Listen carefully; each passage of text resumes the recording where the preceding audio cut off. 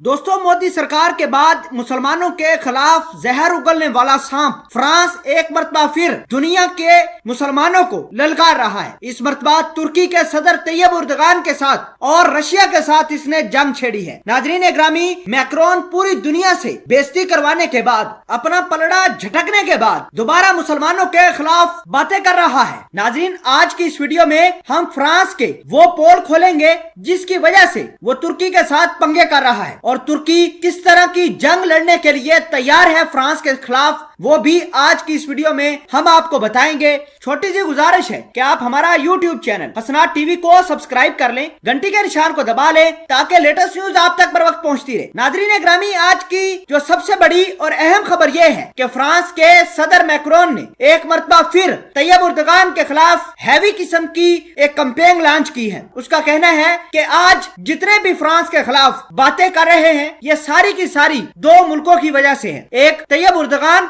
और दूसरा रशियन सदर पुतिन की वजह से। मैक्रोन का यह मानना है कि अगर फ्रांस के ऊपर दोबारा हमला होता है या किसी भी फ्रांस के शहरी को कोई भी मुसलमान नुकसान पहुंचाता है तो उसका डायरेक्ट जिम्मेदार सदर तैयब उर्दगान होगा। इसके अलावा बड़ी बात सदर मैक्रोन ने यह की है कि पाकिस्तान और पाकिस्तान के हामी जितने भी हमारे खिलाफ एक्शन ले रहे हैं हम उनका भरपूर जवाब देंगे। नाजरीन ग्रामी, आपको ये बता दें कि फ्रांस और पाकिस्तान की आर्मी की भी बड़ी टसल हुई है। पाकिस्तान ने फ्रांस के साथ कुछ एग्रीमेंट कर रखे थे जिसके तहत उसने पाकिस्तान के कुछ फाइटर जेटों और बहरी बेड़ों के सिस्टम को अपग्रेड करना था। जब ये इस्लाम वाले वाकया पेश आया उस वक्त से पाकिस्तान ने कोई ऐसे एग्रेसिव एक्शन लिए फ्रांस के खिलाफ, फ्रांस के प्रोडक्ट की बाइकाट की। उसके बाद उसने कहा कि हम आपकी फौज को असिस्ट नहीं करेंगे, आपकी फौज को यानी पाकिस्तानी फौज को फ्रांस किसी किस्म का कोई हथियार, कोई स्पेयर पार्ट मुहैया नहीं करेगा। इस वजह से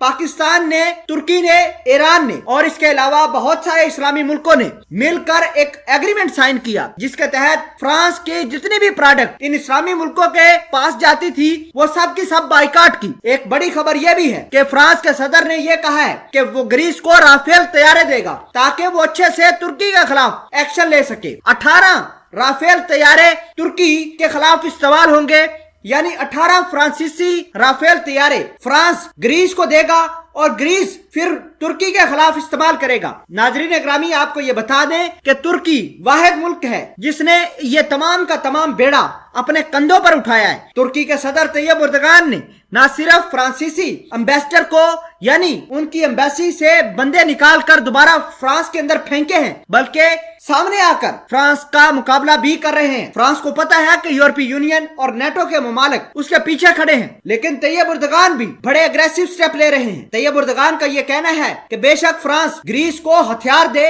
वेपन दे या फाइटर जेट दे, अगर वो हमारी टेरिटरी के अंदर आए यानी तुर्की की सरहद के आसपास भी भटकते हुए नजर आए तो इंशाल्लाह वो बचकर वापस नहीं जाएंगे। और फ्रांस को ये समझ लेना चाहिए कि अगर फ्रांस के पास यूरोपीय यूनियन या फिर नेटो मौजूद है तो तैयब उर्दगान भी अकेला खड़े होकर इंशाल्लाह लड़ेगा और लड़ता रहेगा। इस्लाम जिंदाबाद, तैयब उर्दगान पाइंदाबाद।